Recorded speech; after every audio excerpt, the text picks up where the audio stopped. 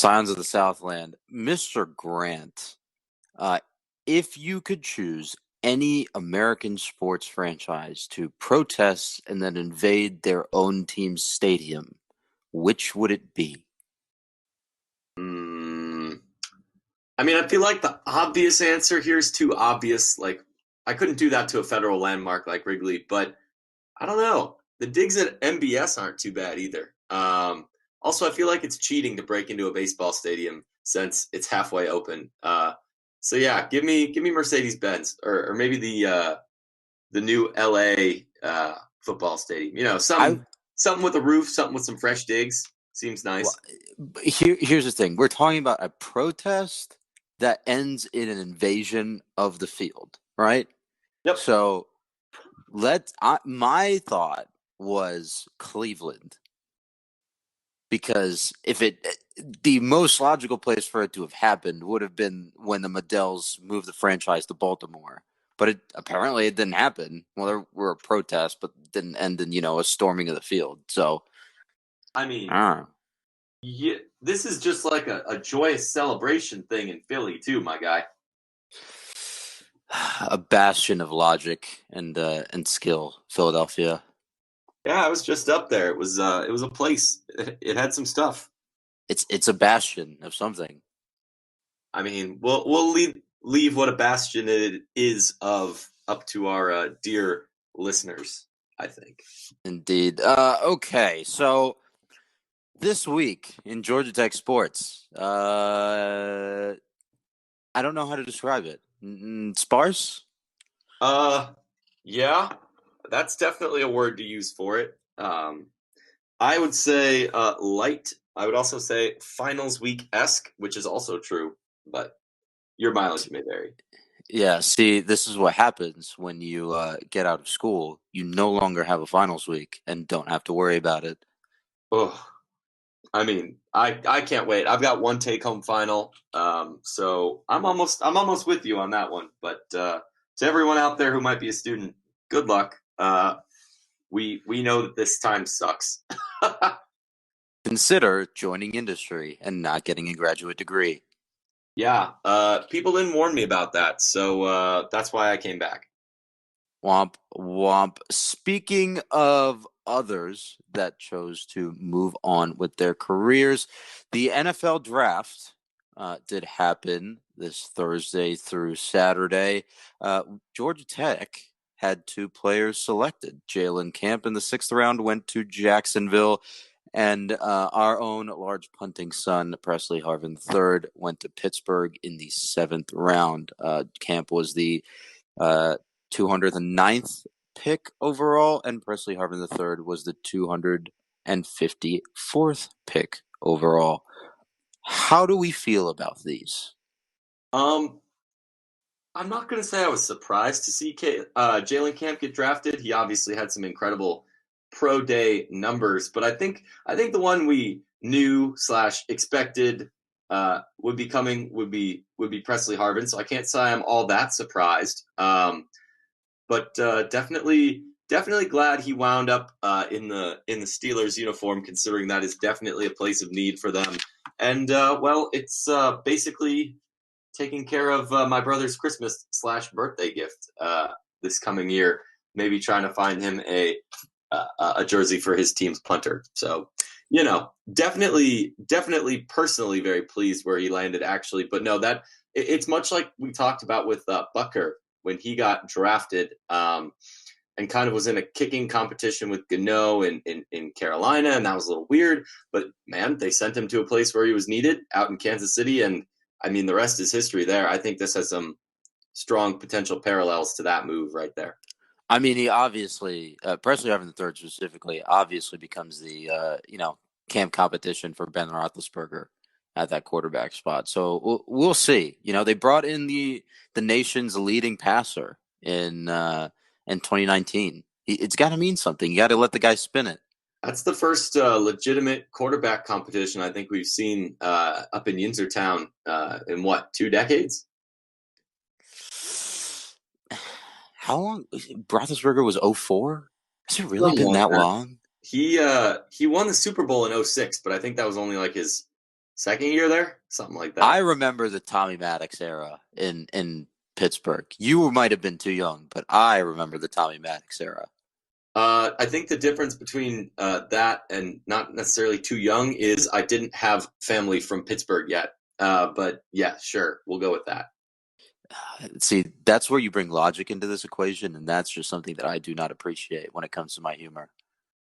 This is a very illogical podcast most of the time, so kind of got to balance it out sometimes.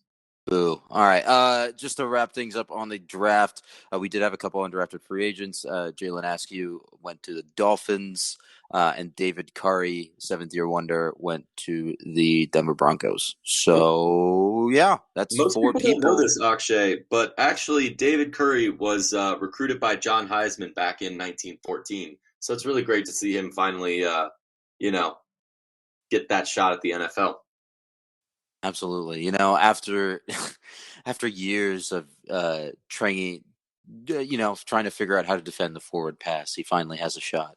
The little known fact, he was one of the original Gray Devils back in the day. But Oh boy, we're not opening that can of worms again. I am not interested in fighting that battle again.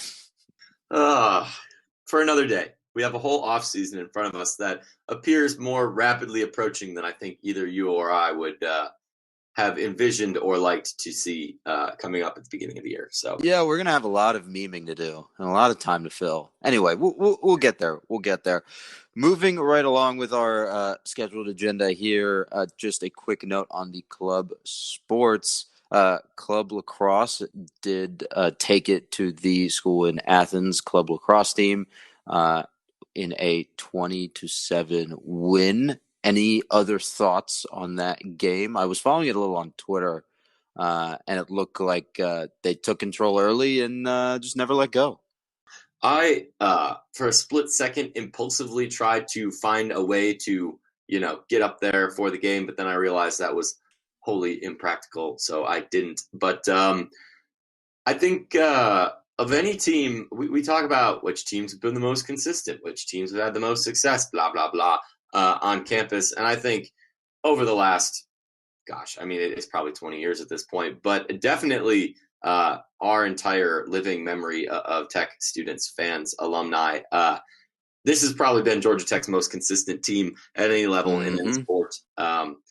So congrats to them. They're off to Round Rock for their conference championships, and yeah, MCLA, I believe. But yeah, no, Georgia Tech lacrosse. There ain't much more you can ask than a almost tripling up of your hated arch rivals. So good on them. I mean, I could ask for a quadrupling up, but I will take what I can get personally. You're a greedy man, sir. I'm greedy when it comes to being petty. Fair enough. Fair enough. Let's talk about another competition versus the school out east. Track was up there for their last meet of the 2021 regular season, the Torrin Lawrence Memorial Meet. Tell me a little bit about what happened up there. Yeah, I think the front and center highlight is definitely Bria Matthews' long jump school record breaking performance. The old record was, gosh, I can't even remember what it was, but she definitely did a nice job breaking it at a 21-foot 725. That's good for top 10 in the country. She has, I believe, 6 ACC titles to her name in the various jumping events, and that includes coming back after a pretty bad injury. So congrats to her. She just keeps setting new standards in that event and others. Really represents Georgia Tech very well. Let's see. Other stuff going on. Just behind her was Taylor Grimes. She is up and coming. She was at a 20-foot 11.75. And yeah, she'll definitely be going to regionals at the very least. Other stuff, I believe we had some pretty good finishes. I think 5 in the top 10 for the 1500 on the men's side. But don't quote me. I might circle back on that. Let's see. There were some hurdles. Hurdler Reese Crawford got a shout out, and I'm going to shout out that, and as well as Eileen Solien, because I recognize those names as names we have never shouted out before on the podcast, and that's always nice to kind of spread that love around. That's day one. Day two, because it was a 2-day meet, as Akshay noted, this was the final regular season meet for them. On day two actually were the 1500s, and that was actually sixth in the top 10. So yeah, great job representing there. I believe there were let's see, 1, 2, 3, 4, 5, 6, 7, 8 other teams there, including three ACC teams: UGA, Georgia State, UConn, Emory, and Columbia International University, whatever that is. So definitely putting 6 in the top 10 is quite solid. Bria Matthews, triple jump, seasonal best. Let's see, anything else? Oh yes, 4x400 relays were quite good as well. So it was great to kind of see a whole team effort up in Athens. So yeah, top to bottom, pretty solid. Yep. And their next rival is for the wrong word. Their next event will be at the ACC Outdoor Track and Field Championships, which are in a couple of weeks in Raleigh, North Carolina. One more quick note before we move on. Bria Matthews also collected the John Wooden Citizenship Cup. From what I understand from the John Wooden Citizenship Cup website, is a leadership award sponsored by the John Wooden Foundation, I believe, which big honor. Congrats to her on that. I mean, she's been at Tech forever. What I think we're talking about like 6 or 7 years now. Yep. Battling through injuries, battling through adversity, and still, every time coming back and posting. So, like you said, she has like 6 ACC titles in her time on the flats. It's really incredible how she's performed and how she's been as a leader on campus. So, congrats to her. Yep. Definitely great to see role setting examples of the student athletes that we really try and churn out here at Georgia Tech. So congrats to her. Total person program. Everyday champion. Yes. We're turning into a marketing branch for the athletic department, aren't we? We need to come up with our own shtick. If they gave me the keys for one day, I think the first company I'd be calling. But we can save that for the off season too. Womp womp. Let's move on to a sport that some call track in the water, swim and dive. Some of Tech's swimmers, current and future, qualified for the 2020/2021 Tokyo Olympics. Mr. Grant, please tell me more. Yeah. So we had Caio Pumputis representing Brazil. Brazil's quite good at swimming, very competitive on the global stage. So great to see him representing, I believe, in the 200 IM. Though this news, shame on us, is about 2 weeks old. So we probably should have included it last week. As well, we have, oh gosh, I always feel bad with the Turkish names, but maybe my accent's in the wrong place. Who knows? Berke Saka, please correct me if I'm wrong and you know the real answer on how to say that. But anyways, 200-meter back. He barely came under the FINA A cut of a 157.50. He was, I believe, a 157.36. Yeah, 157.36. So he will be representing Turkey in the Olympics. It was noted to me at the beginning of the year when I reached out to them about their current Turkish freshman, Batur Unlu, that he was quite good. The response I got was, well, we got a better one next year coming in from Turkey. And so, sounds like we got that Turkish pipeline. So great. Turkey to Atlanta pipeline. Do we know if Delta does direct flights from here to Istanbul? I think they cut Istanbul a few years ago, and I think when they cut it, it was from JFK. But Turkish before the Turkish pandemic. Airlines. Yeah. So can Turkish Airlines land? Is that can they land on U.S. ports? Yeah, they serve the most destinations of like any airline in the world, man.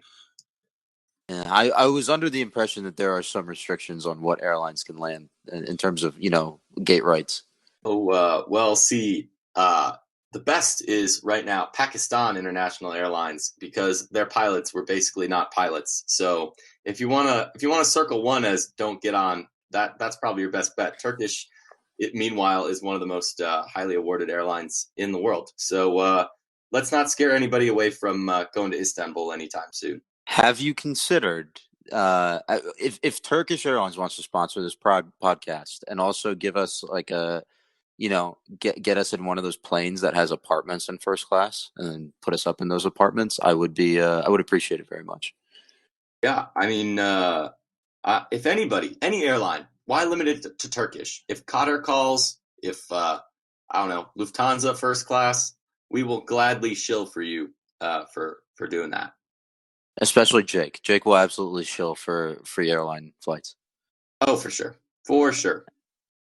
Absolutely. Let's talk about a couple of teams that will not be flying to the NCAA tournament. I think their NCAA tournaments are within driving distance. Both men's and women's tennis nodded some ACC all conference accolades this week. So let's rattle them off here. I'm going to do the women first, and then Jake, you're going to talk about the men. The women, for the women, Kenya Jones was named to the All ACC first team, while Vicky Flores was named to the All ACC second team. Notably, and this is coming from ramblinrec.com, they have combined to be one of the nation's best doubles partners, doubles pairings, question mark, in the country. They've been ranked top 5 in doubles all season. 2 weeks at number 1, and right now they're at number 2. For the women, the NCAA tournament selection show is tomorrow at 6 p.m. So we will see where the women's team places, how they seed, and what noise they're going to make in the NCAA tournament later tomorrow. Mr. Grant, tell me about the Georgia Tech men's tennis team.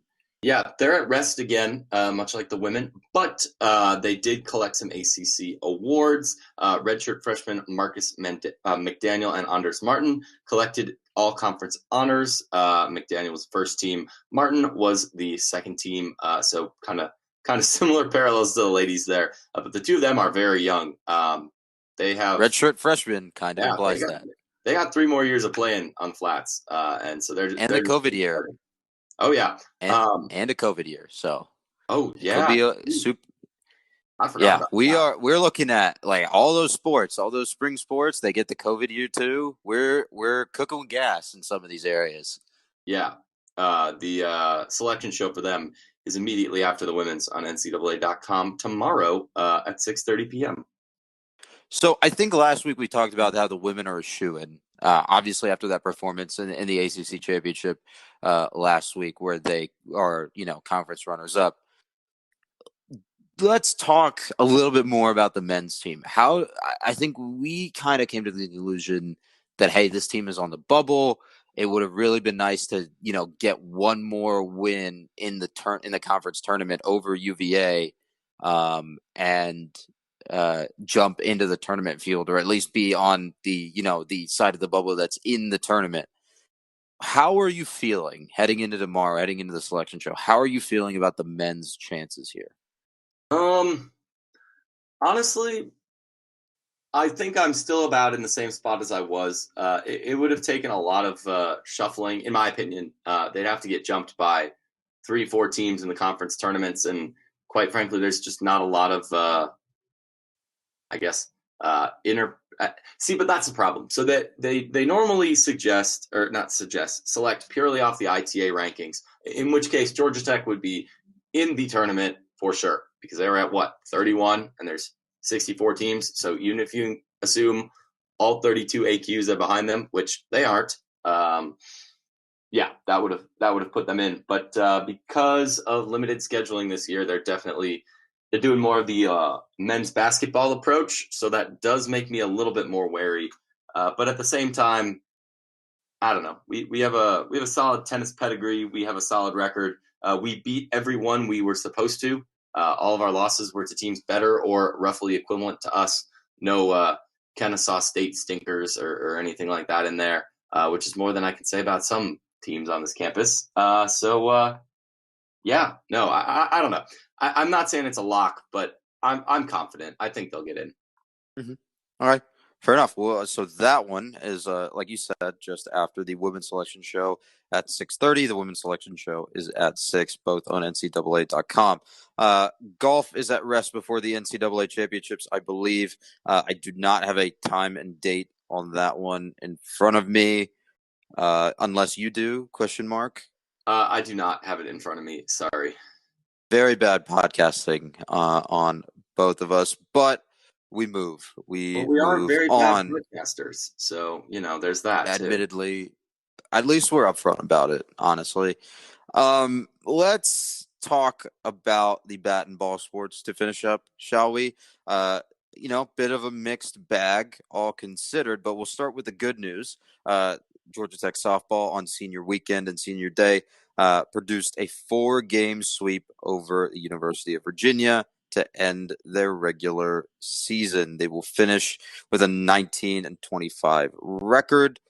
If all standings hold, like I saw this morning or shortly this afternoon after the game ended, they will finish 10th in the ACC in the last tournament spot. So,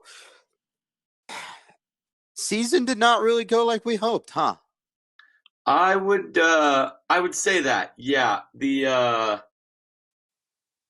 The 4-game sweep of Virginia to end the year definitely picked up what could have been uh well a lot worse of a record. I think staring at being 10 games under a week ago was rather daunting.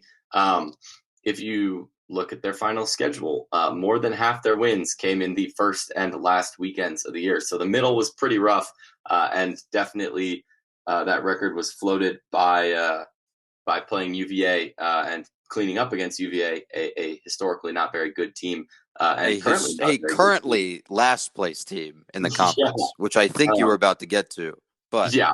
Uh, should be noted. Currently, very very last place team in the conference. So yeah, Boise and Radford, and I can't remember who the third team was to start the year. Go Anyways, State. yeah, not great. On the whole, I think we would have liked to see more movement this year. But if you have a lane, you have a chance, and they're not dead yet. So who knows? They're clicking off some less effective pitching and batting this past weekend. So maybe they figured it out. I don't know. They've been quite good at hitting, if not stringing them all together during the year. So bats stay up. Throw an element in the first game. Who knows? You might make it a round or two in. But I think expecting a Cinderella run straight into the tournament probably is out of the cards this year. Yeah, I am going to pull up the ACC softball bracket if I can here. While you do that, I do want to add one more note about golf that I forgot. They are right around the top 30 in golf stat rankings. So I'd say they're in a pretty similar spot to men's tennis in terms of NCAA expectations. Okay, so I have the bracket pulled up. It's obviously not final because there are still games going on, I'm pretty sure. So Tech would be in game 2 on ACC Network at 3:30 on Wednesday, May 12th versus the 7 seed, who is now currently, if I can pull up the rankings, despite this website being terrible. Rankings, standings. No, nothing. We're not doing this today. Vamping, and we're vamping, and Keep we're vamping. I believe in you. And the ACC terrible softball website. standings. God, this website is terrible. They would be playing the 7th seed, which is 1, 2, 3, 4, 5, 6, 7. That would be Louisville, if my counting is correct. Actually, wait, hold on. 1, 2, 3, 4, 5, 6, 7, 8. Ooh, I did count improperly last time.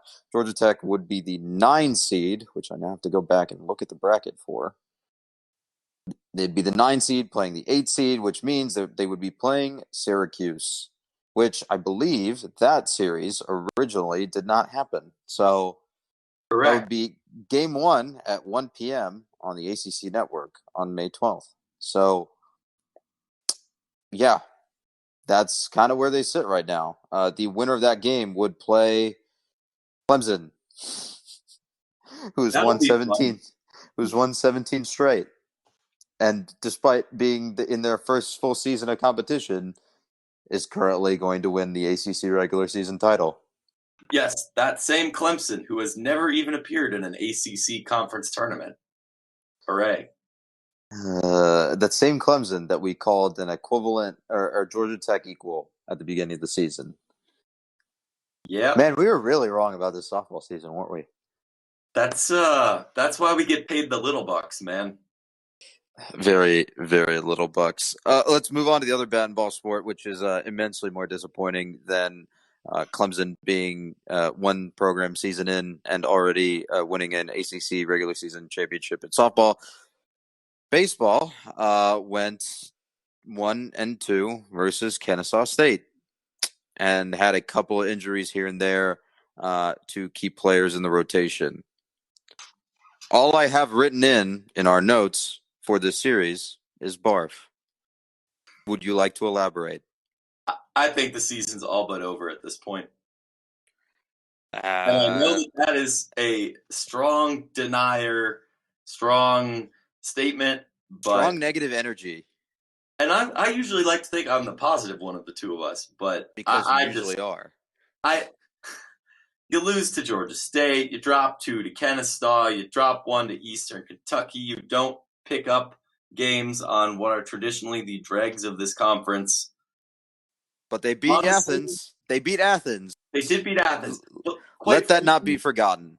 they don't deserve to be validated for the performance that's been had this season, in my It opinion. sounds harsh, but you're right. Like, It's not like that. What there are, but despite it all, like let's put this in perspective. Despite it all, they're second in the Coastal in baseball right now. the way we're talking, you Despite think they're last. The way we're the way, talking. they've played like they're a last place team is the problem. This conference, the way that it is shaken out, which is very strange. Now looking at these standings, you're looking at Notre Dame at the top of the Atlantic with a What? 21-8 ACC record. Pitt is at the top of the Coastal with a 14-10 ACC record, and Tech is right behind them with at a 15-12. Can we call this coastal chaos? God, it sure looks like it. I mean, you have a lot of traditionally good teams that are just not having good seasons right now, and I think Tech is part of that. Whether that's due to COVID restlessness or bad scheduling or COVID breaks or what have you, it's been a very mixed season for everyone. And even if you look at these records, no one is actually doing horrendously terribly. I mean, in the Coastal, only one team is under 500, and that's UNC, which is one game under 500. They're at 20-21. Looking at the Atlantic right now, there are two teams that are under 500, but the rest of the division is far over 500. Like it's a very competitive, very weird year for ACC baseball, and I think we have to cut them a little bit of slack for that, just because of the level of competition in conference. But you look at the home record, especially where they're 11-12, it's not pretty. The performances just have not been there, and I think it's been the exact same thing that we've been saying the entire season. There's no pitching, it's inconsistent batting, and like where do we go from here? What is the end game? And I Yeah. just don't see that this ends in a. I know some polls have Tech right at the bottom end of the top 25, which is still insane to me, I honestly. just haven't seen them look like a top 25 team. I haven't. I mean, I have Vanderbilt and Florida, the number two Vanderbilt, number 14 Florida on my TV right now on ESPN2. And that looks like a battle between two functional baseball teams. I have not watched Tech go through an entire series since the beginning of the season where they have looked in every game like a complete baseball team. and it is Oh, I don't disappointing. know. NC State, that was pretty darn Since the good. beginning of the season, I did give the caveat of since the beginning of the season. Okay, that's fair. That The they got the one series versus NC State where they played a complete series, and then it just kind of went downhill from there. Yeah, all right. I'll take that. I think that's fair. It's a weird year. It's a really weird year. I don't have like the full table in front of me. If I had to guess right now, I think Tech is like the fifth overall seed in the ACC tournament. I just have them the separated by division. I don't have the full like the complete table, but Yeah. I don't know. I mean, they're in ACC tournament position somehow. Well, I mean, not somehow. That part makes sense, but NCAA tournament position, I think it's still a little murky to me. This might be a hollow year for ACC NCAA tournament hopes. There's a lot of teams in and around 500. A lot of teams in and Yep. around 500. The entire league is in and around 500. Notre Dame is the only one Yep. that's far, far above it. Which So again, that does kind of shock me, but here we are. I don't know. I don't know. Anything else to talk about before we head out of here? This was a very short episode, I think, based on our timestamps. Based on our timestamps, I would agree, and I think we can leave it there. I don't, not that I don't want to talk more about tech sports because I'm always game for that, but anything else, we're just going to be beating dead horses, and that's cruel. So let's not do that. What, you don't like glue? Okay, that too far. Too far. Too far. Rewind. Okay, listeners, thank you all for listening. I know it was a little depressing at the end, but hopefully we'll have some good news for you next weekend. Have fun. Stay safe.